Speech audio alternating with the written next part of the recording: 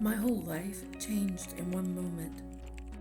If you've never heard of twin flames, it is a supposed phenomenon in which those who claim to experience believe that their individual soul incarnated as two bodies.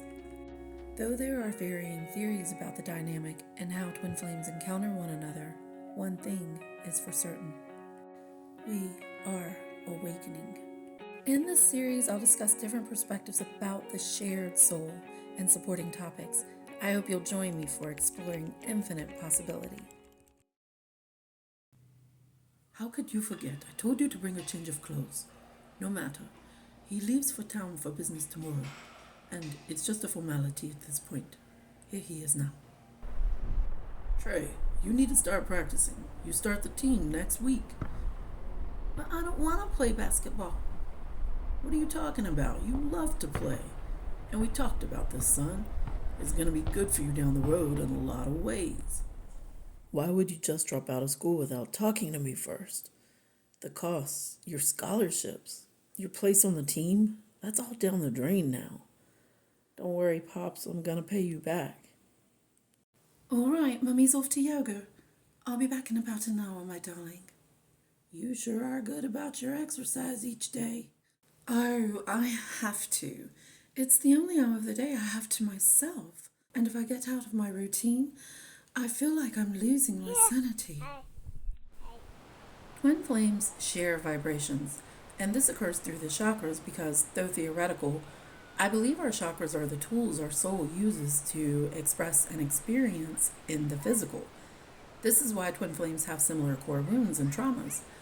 Sharing vibrations doesn't necessarily mean that if one experiences a death in some way, for example, then the other does too, or they experience birth as a polar manifestation.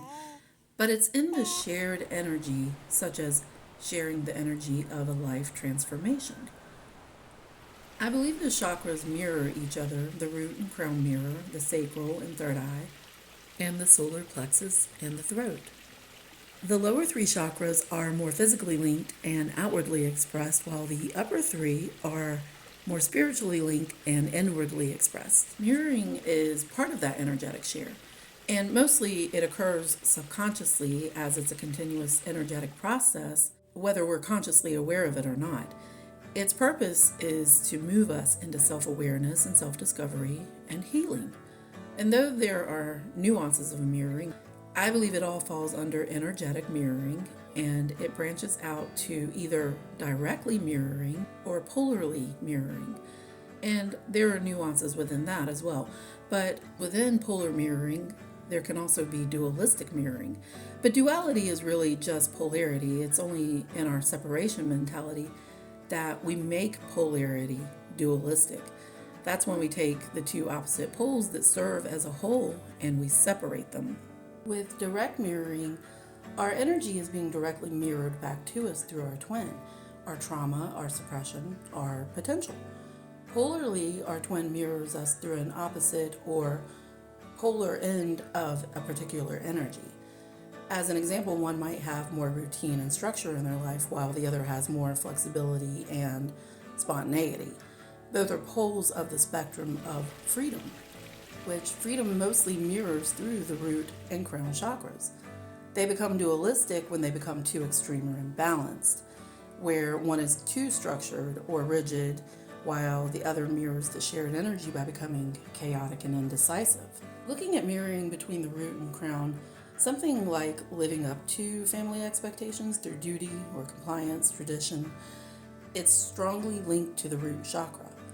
When this is done unwillingly, it can cause imbalances in that chakra, which often manifest as feeling anxious and trapped or codependent, and the other twin may suddenly become distant or detached as a reflection of their twin's forced conditions, and they might start acting out the shadow traits that their twin is suppressing, like anger or their desire for freedom.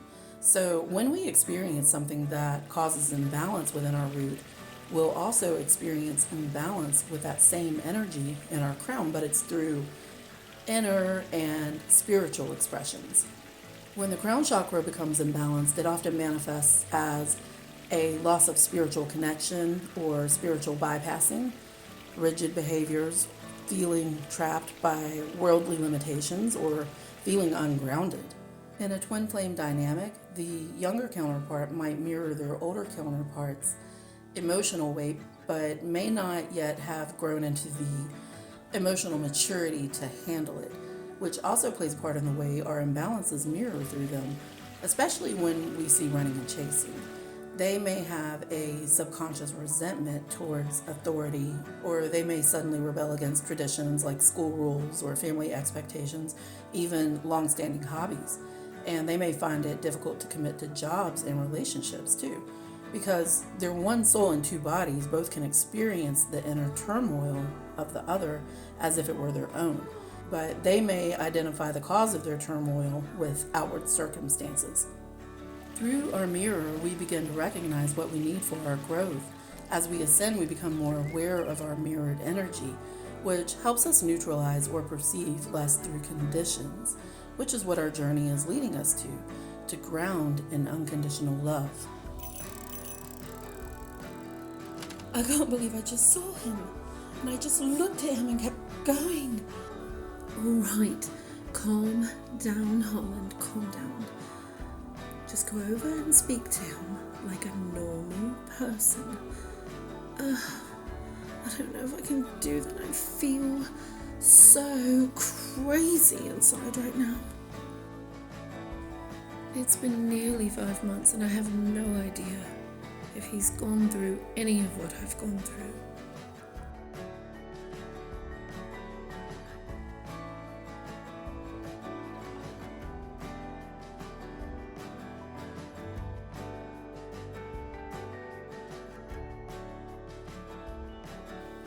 She's everything.